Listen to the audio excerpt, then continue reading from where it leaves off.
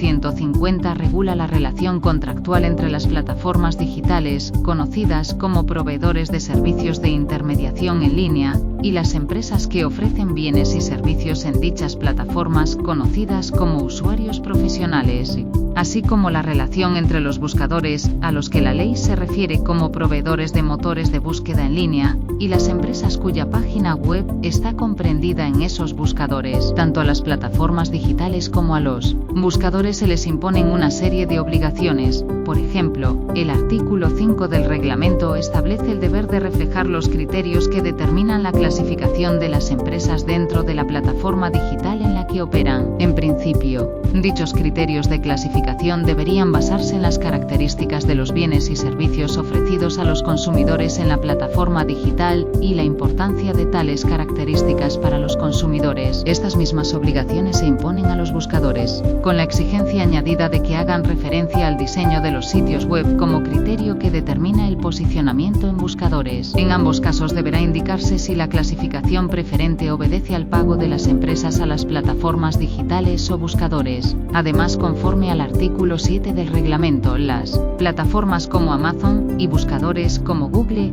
o Bing han de indicar en las condiciones generales de contratación la posibilidad de dar un trato diferenciado tanto a los bienes y servicios que se ofrecen en las mismas como a los usuarios que operan en dicha plataforma o buscador. Ese trato diferenciado puede consistir en el acceso a información privilegiada sobre los datos de las empresas participantes o sobre los consumidores, una clasificación diferenciada y la posibilidad de obtener una remuneración por el uso de las plataformas o buscadores. Las obligaciones contenidas en este reglamento se encuadran únicamente dentro de la relación entre las plataformas o buscadores y las empresas que operan en los mismos, sin que directamente se proteja a los consumidores.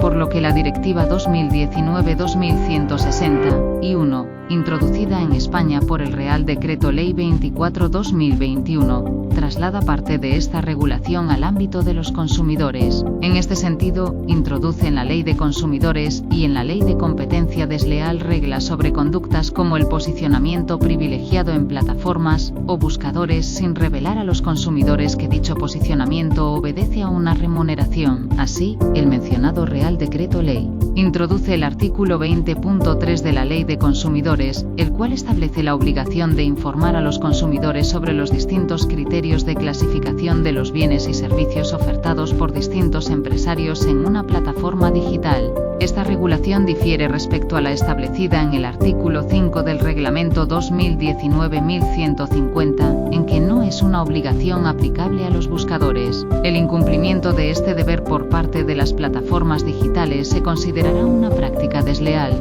en virtud del artículo 20.6 de la Ley de Consumidores. Dicho precepto debe interpretarse como una cláusula negra, por lo que la concurrencia del supuesto de hecho dará lugar siempre a una conducta desleal. Por otro lado, el artículo 26.2 de la Ley de Competencia Desleal considera una práctica desleal por engañosa con los consumidores el hecho de no informarles de que la clasificación de una determinada búsqueda está influenciada por pagos dirigidos a obtener un mejor posicionamiento. A diferencia de lo establecido en el artículo 20.3 de la Ley de Consumidores, pueden incurrir en esta conducta tanto las plataformas digitales como los buscadores. En cuanto a las reseñas, al margen del contenido del Reglamento 2019-1150, el artículo 20.4 de la Ley de Consumidores obliga a los empresarios a informar a los consumidores de que las reseñas han sido realizadas por otros usuarios que han adquirido o utilizado el bien o servicio. La consecuencia del incumplimiento de este deber de información a los consumidores es la que establece el artículo 20.6, es decir, se considera una omisión engañosa, en el sentido del artículo 7 de la Ley de Competencia Desleal.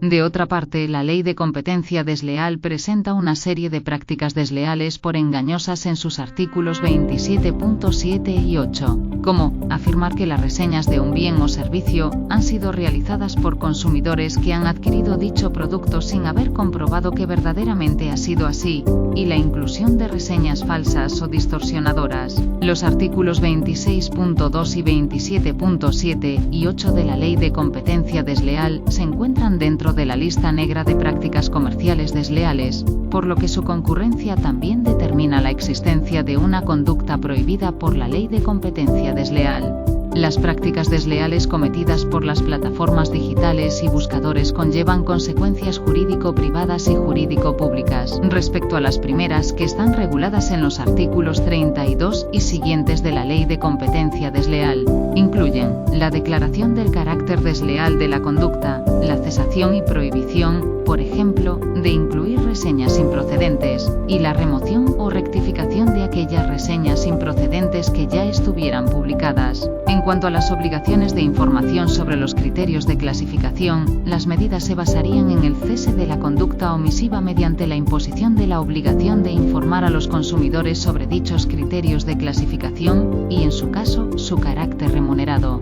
En ambos casos los consumidores podrían reclamar daños y perjuicios siempre y cuando llegaran a probar la culpa del sujeto infractor. También se prevén medidas accesorias como la publicación de la sentencia en la forma que determine el tribunal. Las consecuencias jurídico-públicas que se encuentran reguladas en los artículos 46 y siguientes de la Ley de Consumidores se basan fundamentalmente en la imposición de multas por la autoridad pública. También se contemplan sanciones accesorias como la rectificación del incumplimiento e incluso el cierre temporal del servicio en los casos de infracciones muy graves.